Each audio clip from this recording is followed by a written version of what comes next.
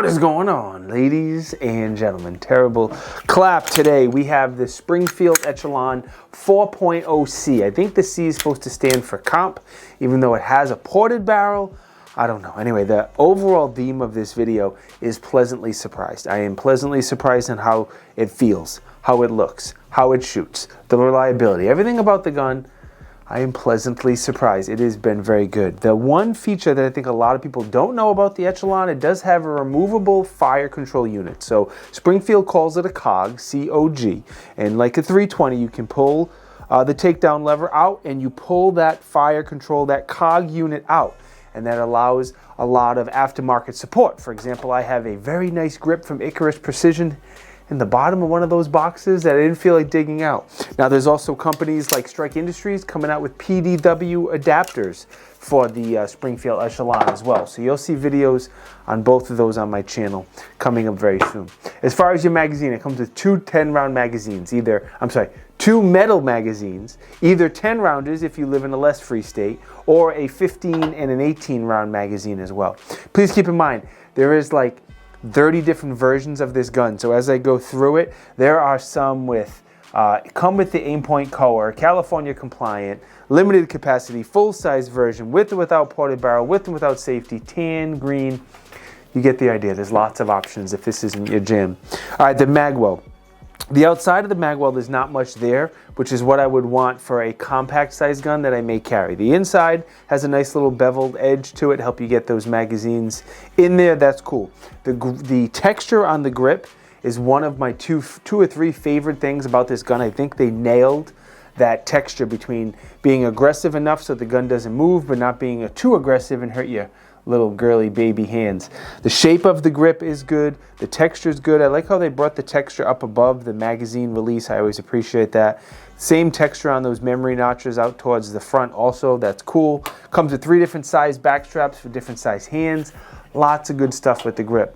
Now your magazine release is ambi, and I don't always love an ambi magazine release because some guns I will accidentally press that and drop the magazine when I'm in the middle of shooting. That did not happen with this gun. So even though it's an ambi mag release and that does cause me some hesitation, my grip, my hands, I did not have any problems.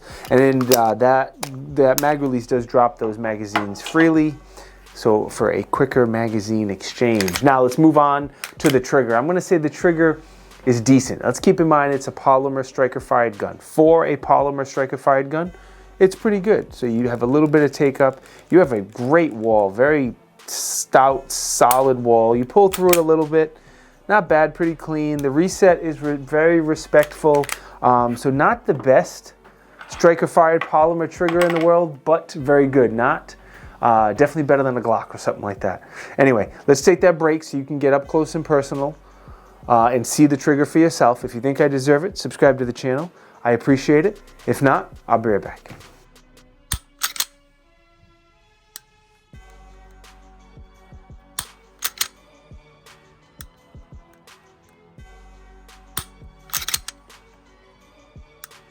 What'd you think of the trigger? Again, not bad. It's fine. Duty weapon. Rock on. All right, the rail, of course, is a standard 1913 rail. I have this Enforce Wild 1 on here. I had a couple small Streamlights on here. I had a full-size Surefire and even had this $20 Amazon light on there that I was testing as well. They all fit, no problem. My particular version does not have a safety, but as I said earlier, there are versions with and without a safety if that's something you want, a manual safety. The slide release / slide stop, whatever you choose to call it, is ambi, so it works for lefties and righties.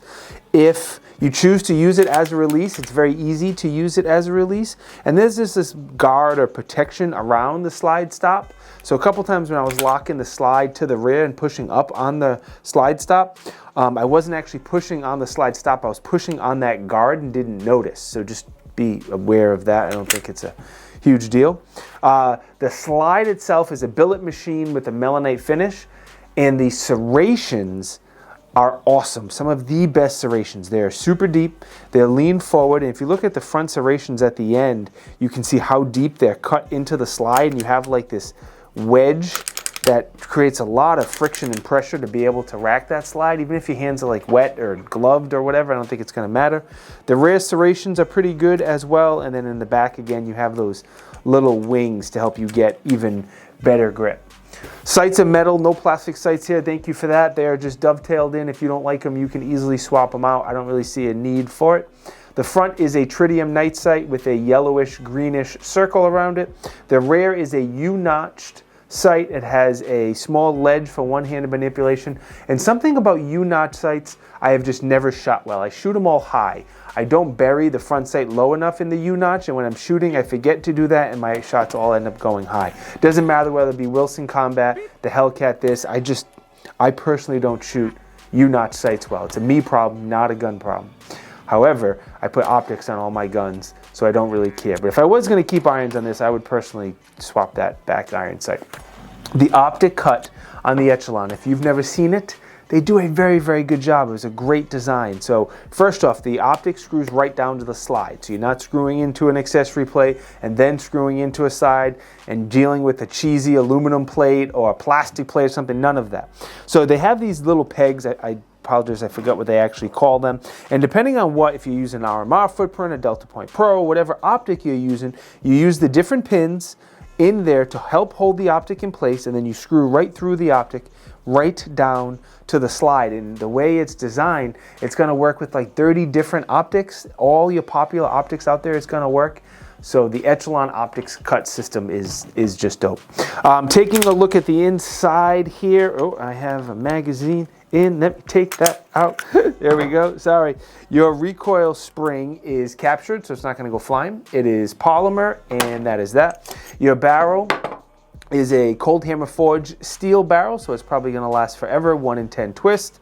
Melanite finish, and I don't see any unusual wear marks or problems.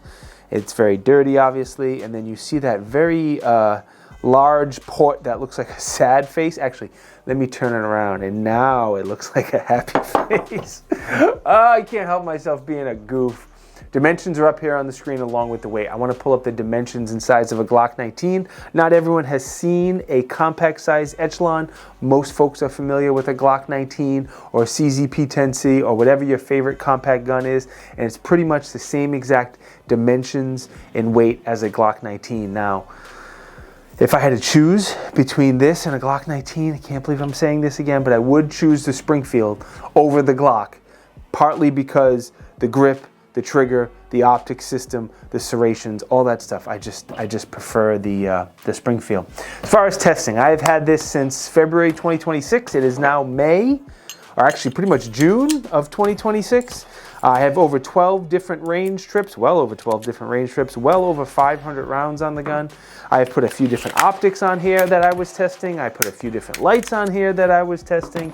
I did some shooting out of a bag. I've been reviewing a lot of bags lately, and I stuck this in a bag and was doing that. I also did a ton of shooting from a chest rig because I'm reviewing a chest rig from 945 and shot it a bunch out of a chest rig. Plinking, steel, magazine exchanges, running around, drawing from the holster. You get the idea. Hundreds of rounds, and I've had 0 malfunctions. No problems, no issues, no failures of any kind. When I got it, threw some lube on it, brought it to the range, never cleaned it, and it has been flawless through various ammo through those well over 500 rounds. Biggest pro for me is actually going to be how it shoots. I think it shoots fantastic. I think it's partly the grip fits my hand excellent. That ported barrel eats up a good amount of the felt recoil. And for a compact gun, I shot it extremely well. I think the grip feels and looks very good. The optics cut is solid. The serrations are excellent. It's a decent trigger, and I really like the removable cog unit that allows the modularity, and I'm going to convert it into a PDW, like I said, and there's so many different cool things you can do. The only thing I would personally change is that U-notch rear sight that a lot of Wilson Combat and Springfield Armory and a lot of guns come with. No matter how much I try and practice, I just struggle with U-notch rear sights, this style anyway. My mind can't get through them.